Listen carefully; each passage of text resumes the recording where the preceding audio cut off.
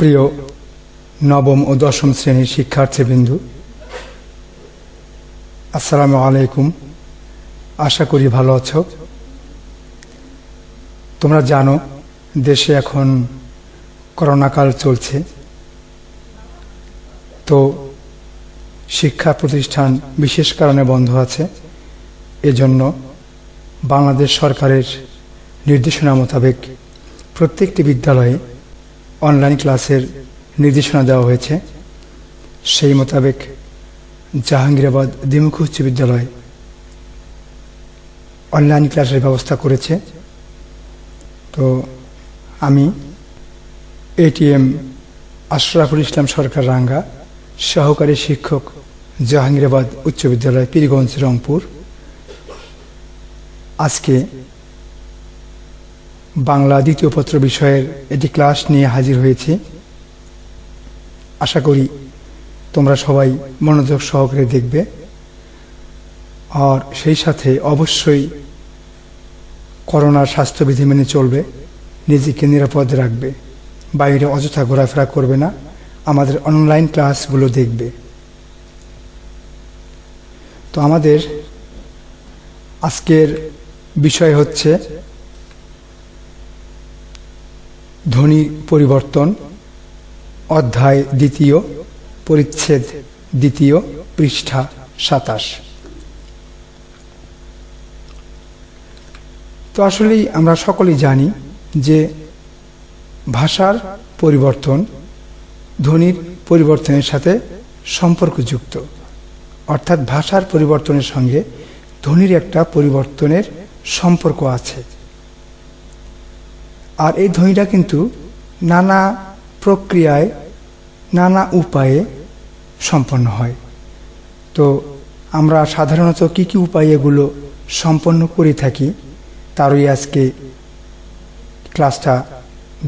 ক্লাসে দেখাবো। আশা করি তোমরা দেখবে। তো ধ্বনি যেসব উপায়ে সম্পাদিত হয় তাদের মধ্যে আমরা একটি বিষয় নিয়ে আলোচনা করছি। দেখো ছবিতে, এখানে লক্ষ্য করো, স্কুল, আবার স্কুল। লক্ষ্য করো স্কুলের সামনে কিন্তু হ্রস্ব ই একটি ধ্বনি এসেছে। তোমরা বলতে পারো হ্রস্ব ই কি ধ্বনি? হ্যাঁ, স্বরধ্বনি। তাহলে স্কুলের প্রথমে কিন্তু একটা স্বরধ্বনি এসেছে। অনুরূপভাবে লক্ষ্য করো স্টেশন, স্টেশন, ঠিক অনুরূপভাবে স্টেশনের সামনে কিন্তু হ্রস্ব ই একটা ধ্বনি এসেছে।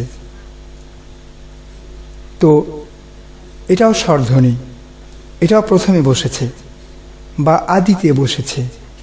তো লক্ষ্য করো আর একটা জিনিস,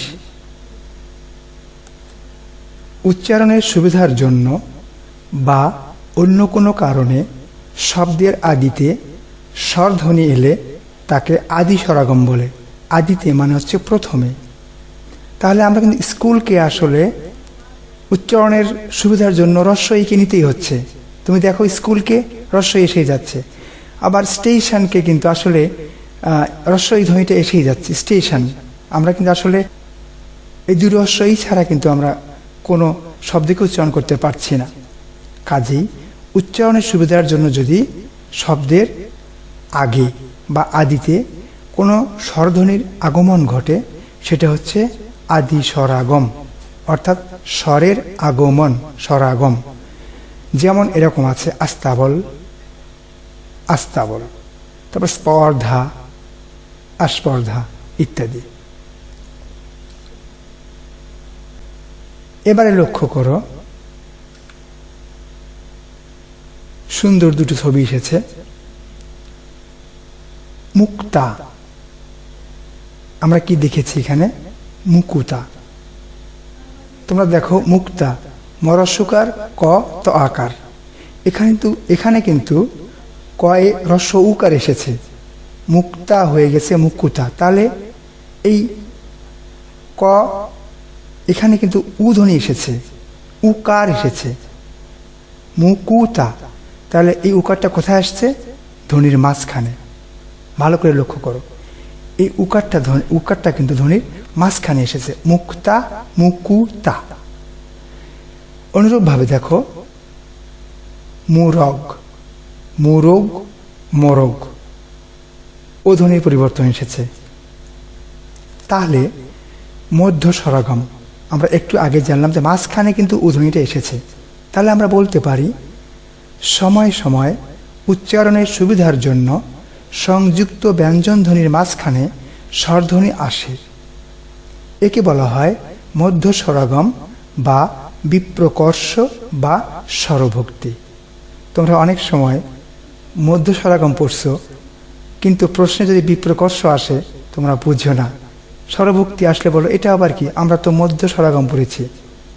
আসলেই মধ্য স্বরাগম যা, বিপ্রকর্ষ তা, স্বরভক্তি একই। তো এখানে উদাহরণ দেখো, যেমন ধর্ম, ধরম। এখানে কিন্তু ধরম রয়ের সঙ্গে অধ্বনি এসেছে, তোমরা লক্ষ্য করো। ধর্ম, ধরম। প্রীতি, পিরীতি, দেখো রয়ের সঙ্গে মাঝখানে কিন্তু দীর্ঘ ইকার এসেছে মাঝখানে। প্রেক, পেরেক, এখানে মাঝখানে রয়ের সঙ্গে একার যুক্ত হয়েছে।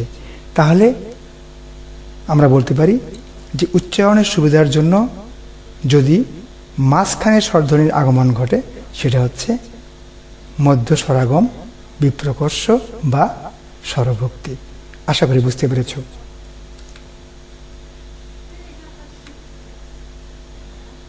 আমি তোমাদের সাথে কিছু শব্দ নিয়ে খেলা করব এবার।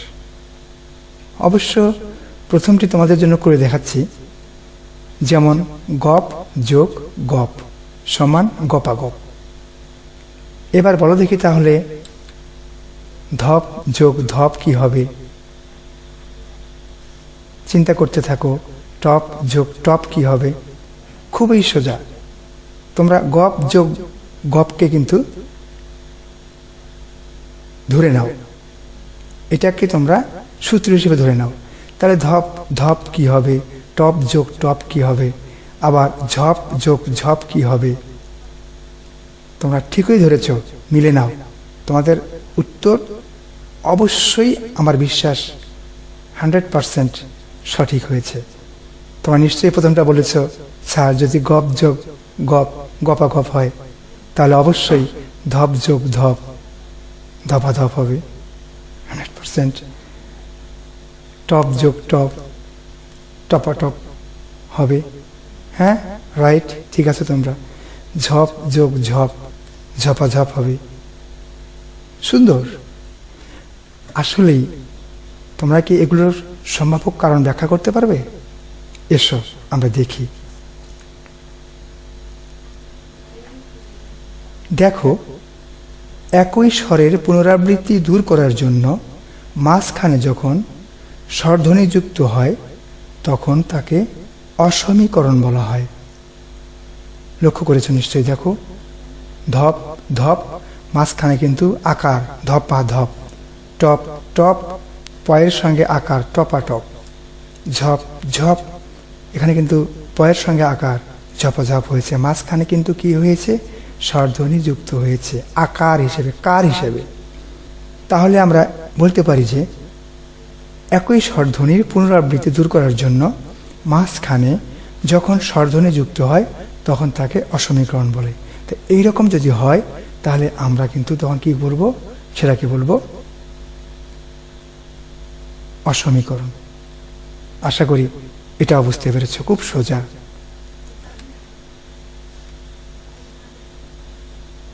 এবার দেখো, চাষ করা হচ্ছে জমি কি পদ্ধতিতে? দেশীয় পদ্ধতিতে। দেশি কি হয়ে এসেছে? দিশি। আবার দেখো, চাষ করা হচ্ছে বিদেশি পদ্ধতিতে। বিদেশি, বিদেশি। আবার লক্ষ্য করো, কিগুলো? মূলা, হ্যাঁ মূলো। এগুলো কি? রাইট, তুলা, তুলো। আমরা উপরের ছবিতে কি দেখলাম? আর একবার উপরে যাই আমরা। দেশি দিশি, বিদেশি বিদেশি। এবারে দেখো পরেরটাতে আমরা আসি, মূলা মূলো, তুলা তুলো। কি পরিবর্তন? মূলা কিন্তু মূলো হয়ে গেছে, তুলা কিন্তু তুলো, অর্থাৎ পরেরটা কিন্তু পরিবর্তন হয়েছে। আর ওই আগের জায়গায় কিন্তু দেশি দিশি, পরেরটা কিন্তু পরিবর্তন হয়েছে, তাই না? এখন দেখো, একই স্বরধ্বনির প্রভাবে শব্দে অপর স্বরধ্বনির পরিবর্তন ঘটলে তাকে স্বরসঙ্গতি বলে। সরি, বানানটা ভুল হয়ে গেছে, স্বরসঙ্গতি, এখানে দন্তস্ব হবে। যেমন দেশি থেকে কি এসেছে? দিশি, অর্থাৎ দেশি এই সি এর প্রভাবে দেটা একারটা রস্বীকার হয়ে গেছে, পূর্বে দেশি হয়ে গেছে দিশি। আবার দেখো মূলা মূলো, এখানে কিন্তু শেষেরটার প্রভাবে পরেরটার পরিবর্তন হয়েছে। মূলা ছিল আকার, মূলো হয়ে গেছে ওকার। অনুরূপভাবে তুলা তুলো ইত্যাদি। আশা করি এটাও বুঝতে পেরেছ। তাহলে আমরা বলতে পারি যে একটি স্বরধ্বনির প্রভাবে শব্দে অপর স্বরধ্বনির পরিবর্তন ঘটলে, আরেকটি স্বরধ্বনির পরিবর্তন ঘটলে তাকে স্বরসঙ্গতি বলে। আমি আশা করি এটা বুঝতে পেরেছ। এবার দেখো, স্বরসঙ্গতি আসলে কয়েক প্রকারে হতে পারে, অনেক প্রকারে হতে পারে। যেমন প্রগত স্বরসঙ্গতি, এখানে কি হবে? আদিস্বর অনুযায়ী অন্তঃস্বরের পরিবর্তন হবে। আদিস্বর মানে কি জানো? প্রথমটা, আর অন্তঃস্বর মানে আছে শেষেরটা, অন্ত, আদি অন্ত। তাহলে দেখো মূলা, এখানে কিন্তু শেষেরটা মূলো লো হয়ে গেছে, লা লো হয়ে গেছে। শিকা শিকে, কা কে হয়ে গেছে, তুলা তুলো, লা লো হয়ে গেছে। আবার দেখো খ নাম্বার আছে পরাগত। এখানে বলা আছে যে অন্তঃস্বরের কারণে আদ্যস্বরের পরিবর্তন ঘটলে তাকে মধ্যগত স্বরধ্বনি বলে। এখানে বলা আছে অন্তঃস্বরের কারণে আদ্যস্বরের পরিবর্তন ঘটলে তাকে মধ্যগত স্বরসঙ্গতি বলে। যেমন আখো, আখুয়া, এখো, এখানে কিন্তু মধ্যস্বর আখুয়া, আখো থেকে এসেছে আখুয়া, তারপরে এসেছে এখো, যাকে আমরা বলছি আখ। আবার দেখো দেশি দিশি, এখানে কিন্তু অন্তঃস্বরের পরিবর্তে অন্তঃস্বরের কারণে আদ্যস্বরের পরিবর্তন হয়েছে, অর্থাৎ শেষেরটার কারণে প্রথমেরটা হয়েছে। সি ঠিক আছে, বাট দেটা রস্বইকার দি হয়ে গেছে। গ মধ্যগত। এখানে দেখো আদ্য ও অন্তঃস্বরের অনুযায়ী মধ্যস্বর পরিবর্তিত হলে তাকে মধ্যগত স্বরসঙ্গতি বলে। যেমন মধ্যগত বিলাতি বিলিতি, এখানে কিন্তু বি প্রথমে আদ্যস্বর, তি শেষে অন্তঃস্বর, এর ফলে লা মধ্যস্বর লি হয়ে গেছে, বিলিতি। বিদেশি বিদেশি, দেখো বি রস্বইকার বি আদ্যস্বর, সি অন্তঃস্বর, মাঝখানে দে দি হয়ে গেছে, অর্থাৎ আদ্য প্রথম এবং শেষটার কারণেই কিন্তু মাঝখানেরটা পরিবর্তিত হয়ে ইকার হয়ে গেছে। বিলাতি বিলিতি, বিদেশি বিদেশি। বানানগত ভুলের কারণে আমি ক্ষমা চাচ্ছি, আসলে এখানে বানানের ভুল হয়ে গেছে, আমি এখানে কারেকশন করার মতো কোনো সুযোগ পাচ্ছি না। তো আশা করি এটা ক্ষমা সুন্দর দৃষ্টিতে দেখবে।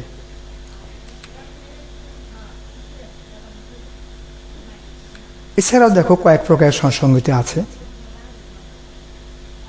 গ অন্যান্য স্বরসঙ্গতি, এটা হচ্ছে আদ্য ও অন্ত দুই স্বরের পরস্পর প্রভাবিত হলে অন্যান্য স্বরসঙ্গতি হয়। যেমন মজা মজু, এটা একটার প্রভাব আর একটা হচ্ছে, অর্থাৎ দুটোকে প্রভাবিত করছে। কেমন করে? দেখো ম যা, ম কিন্তু মু হয়ে গেছে, আর যা হয়ে গেছে জো, তারা কিন্তু দুটার প্রভাবে কি হয়ে গেছে? পরিবর্তিত হয়ে গেছে। আবার দেখো চলিত বাংলায় স্বরসঙ্গতি, এখানে দেখা আছে গিলা গেলা, মিলামিশা, মেলামেশা, মিঠা, মিঠে, ইচ্ছা, ইচ্ছে ইত্যাদি। এগুলো কিন্তু আসলে চলিত বাংলায়। আবার পূর্বস্বর উকার হলে পরবর্তী স্বর উকার হয়। আবার দেখো, পূর্বস্বর উকার হলে পরবর্তী স্বরও ওকার হয়। যেমন মুড়া, মুড়ু, উকার মানে মু, মু, রা, মু, রো, এখানে ওকার হয়ে গেছে। চুলা, চুলো ইত্যাদি। বিশেষ নিয়মে কিছু ধ্বনি পরিবর্তন আসছে, যেমন উরুনি, উর্নি, এখনই, এখনই, এগুলো বিশেষ নিয়মে সাধিত হয়েছে। তো এবারে আরও অনেক নিয়ম আছে, আরও আমরা পরবর্তী ক্লাসে আলোচনা করব। আশা করি তোমরা আমার সঙ্গেই থাকবে। আসলে সবগুলো নিয়ম তো আর এক ক্লাসে আলোচনা করলে বিরক্তিকর হয়ে যায়। তো এখানে বাড়ির কাজ আছে একটা, তোমরা এটা করতে পারো। গ্রামের বাড়ি দিয়েছি, বিষমী ভবন, অপিনিহিতি, বর্ণদিত্য, অন্তর্হতি ও আদি সরাগমের 3টি করে উদাহরণ লিখে আনবে। তোমরা এগুলোর 3টি করে উদাহরণ লিখে আনবে। এখন তো লিখে দিতে পারবে না, তোমরা আমাকে কমেন্টস করেও জানাতে পারো, কিংবা মেসেঞ্জারও জানাতে পারো, বা মেসেজ করেও জানাতে পারো। তো সুস্থ, সুন্দর ও করোনামুক্ত জীবন কামনা করে আজকের মতো এখানেই শেষ করছি। আল্লাহ হাফিজ। ইনশাল্লাহ বাকি ক্লাস নিয়ে দেখা হবে কোনো একদিন হঠাৎ করে। ভালো থেকো, ভালো রেখো, করোনা থেকে দূরে থেকো। ধন্যবাদ। আসসালামু আলাইকুম।